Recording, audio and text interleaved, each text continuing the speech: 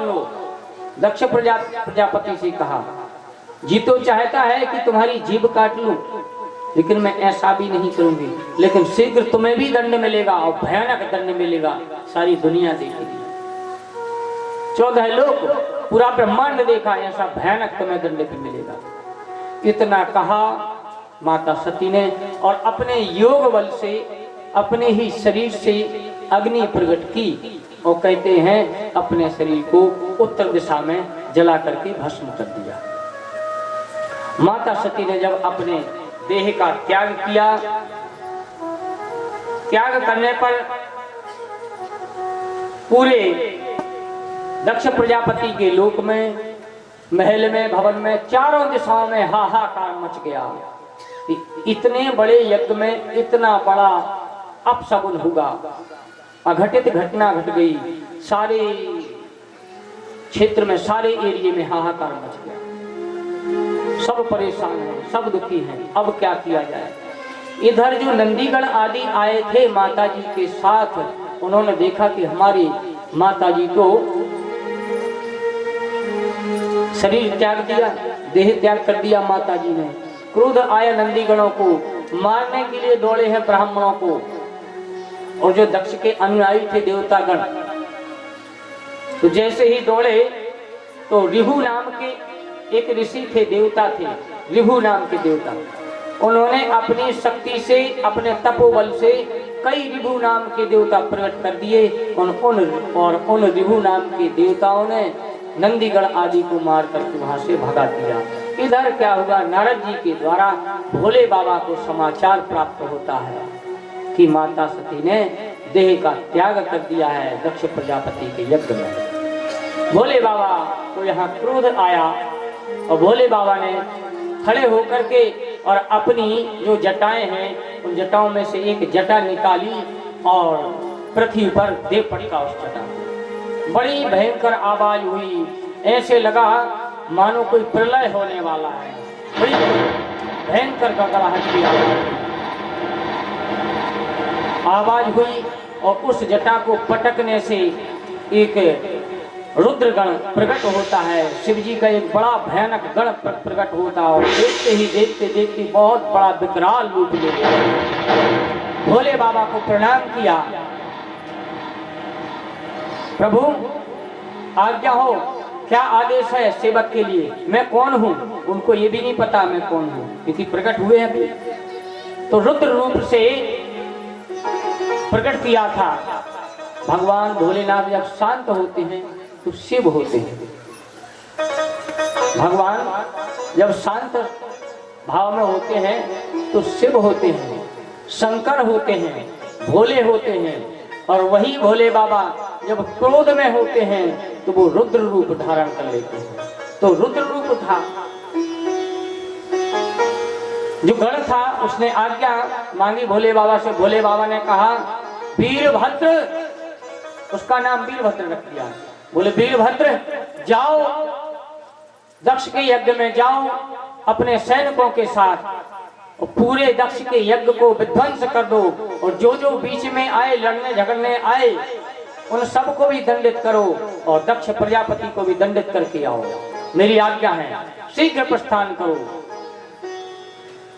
इधर सब सोच में बैठे हुए थे, अब भैया क्या हो, यज्ञ पूरा कैसे हो, अब क्या किया जाए, क्या उपाय, ये सब विचार कर रहे थे कि उधर से वीरभद्र अपनी बड़ी भयानक भूत गणों की, रुद्र गणों की सेना को लेकर के आए हैं। और इतनी भयानक सेना कि जिसकी कोई गिनती नहीं थी। दौड़े दौड़े आ रहे हैं, मारो काटो पकड़ो, मारो काटो पकड़ो। बड़े बड़े अस्त्र शस्त्र आदि लिए हैं और दौड़ दौड़ के आ रहे हैं। तो धूल ही धूल दिखाई दे रही, धूल धूल।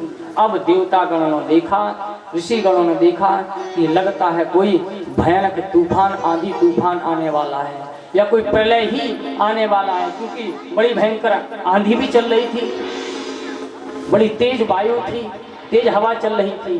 देखते ही देखते कि ये तो आंधी है, तूफान है, और जितने रुद्रगण थे वीरभद्र के साथ सब प्रवेश कर गए, यज्ञ मंडप में घुसे हैं और यज्ञ मंडप को तहस नहस कर दिया। जो केले के खंभे थे वो उखाड़ उखाड़ के वो सब फेंक दिए। जितनी सजावट थी, कलश आदि थे, वो सब उठा करके बंधन बारे सब तोड़ ताड़ दिए। और जो जल के कलश रखे हुए थे वेदी आदि पर, वरुण कलश आदि, सब कलशों को उठा करके जहाँ जहाँ यज्ञाग्नि चल रही थी, प्रज्वलित हो रही थी, उस यज्ञ की अग्नि को बुझा दिया, सब तहस नहस कर दिया।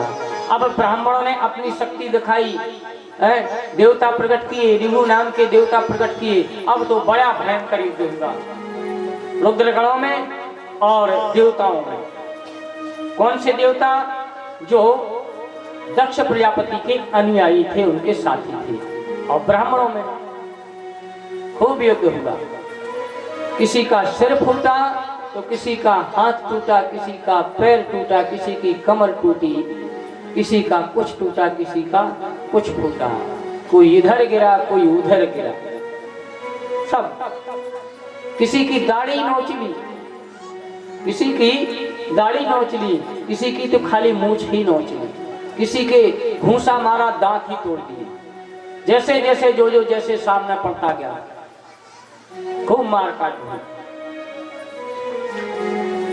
अब सबको मार दिया। अंत में दक्ष प्रजापति क्रोध करके खड्ग लेकर के, तलवार लेकर के आए।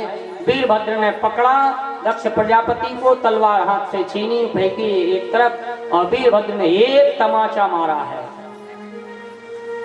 एक तमाचा मारा और तमाचे में ही दक्ष प्रजापति का जो सिर है धड़ से अलग होकर के दक्षिणाग्नि कुंड में जल करके स्वाहा, जल करके भस्म हो गया।